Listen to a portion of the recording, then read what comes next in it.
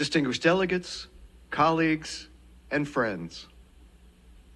I present today on behalf of civil society, and in particular as a representative of the global movement of persons with disabilities. I must begin with a simple truth. We are running out of time. Around the world, we're witnessing a resurgence of fear-driven politics, of budgets that claim to protect security, but exclude and silence those who have been left at the margins. Military spending climbs, while support for disability rights, inclusive education, economic empowerment, accessible health care, and social protections are declining. Too often, persons with disabilities are viewed as burdens. Our lives are reduced to mere service costs. Our contributions go unrecognized. But we are not passive recipients of development. We are builders of society, holders of rights, gatherers of data, experts in context-appropriate solutions, and leaders of change. This year's theme asks how to enhance public awareness of the rights and contributions of persons with disabilities in advancing social development. Our answer is clear. By dismantling the systems that discriminate, segregate, and silence us. By ensuring that the upcoming Second World Summit on Social Development does not repeat the failures of the past, but chooses a new path, one that is inclusive, rights-based, sustainable, and rooted in our lived expertise of our communities. Yesterday, at the Civil Society Forum, representatives from diverse sectors convened to discuss challenges and opportunities. Even after 20 years since the CRPD's adoption, we are still waiting for a paradigm shift of how disability is understood to impact the lives of persons with disabilities globally. This means not delaying deinstitutionalization another decade, but treating this with urgency. It's a moral imperative and a human rights obligation under Article 19 of CRPD. We have to finally eliminate segregated services and instead invest in robust, inclusive, rights-based care and support systems that allow all people, with or without disabilities, to live in their communities with dignity and choice. This means that the value of our labor is recognized in the private and public sector, in entrepreneurship, in scientific research, in technology and innovation. A paradigm where inclusive digital transformation accelerates instead of slows down. We must bridge the digital divides, disability, gender, geography, so that technology and AI advance human rights, not entrench exclusion. And most importantly, we must shift the narrative. Charity campaigns and awareness-raising days are not enough to increase public awareness.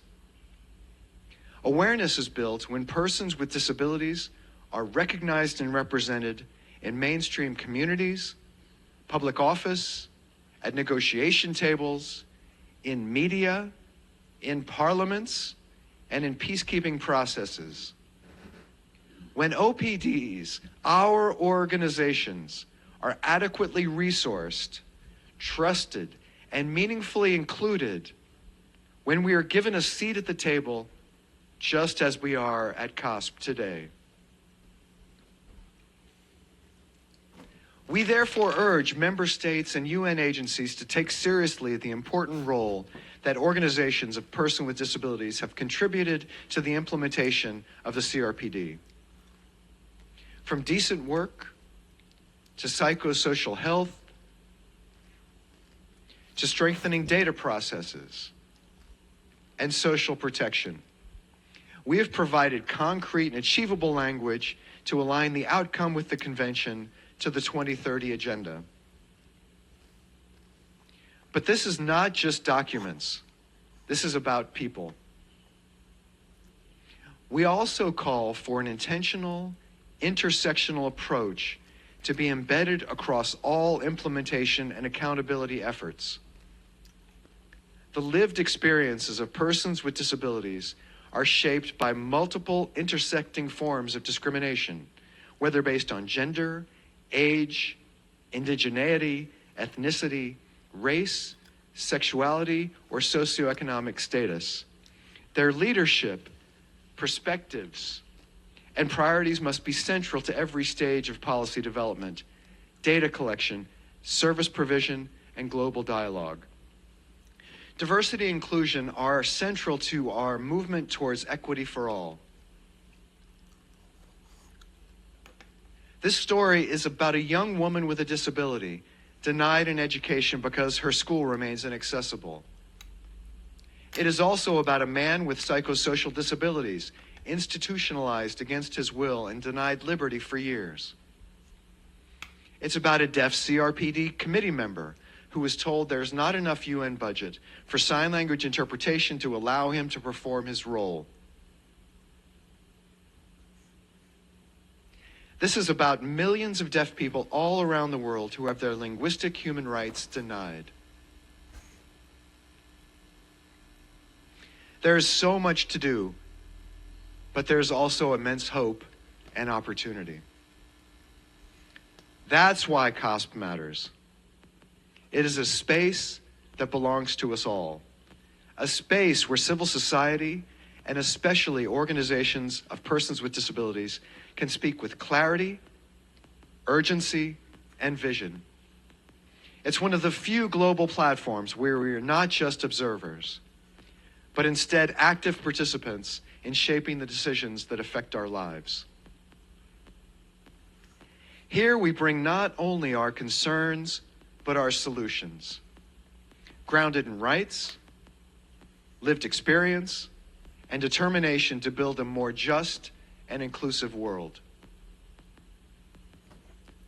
In times of challenge and constraint, the conference reminds us that the global solidarity is still possible and that progress is achievable. Let us carry that optimism forward. We, the disability movement, recognize that we must continue to defend and implement the UN CRPD against the damaging ideology attacking diversity, inclusion, and access. We are here because we believe in the transformation that CRPD promises us, and we look forward to the Second World Summit for Social Development, which will reflect the highest level of inclusion for persons with disabilities. Thank you.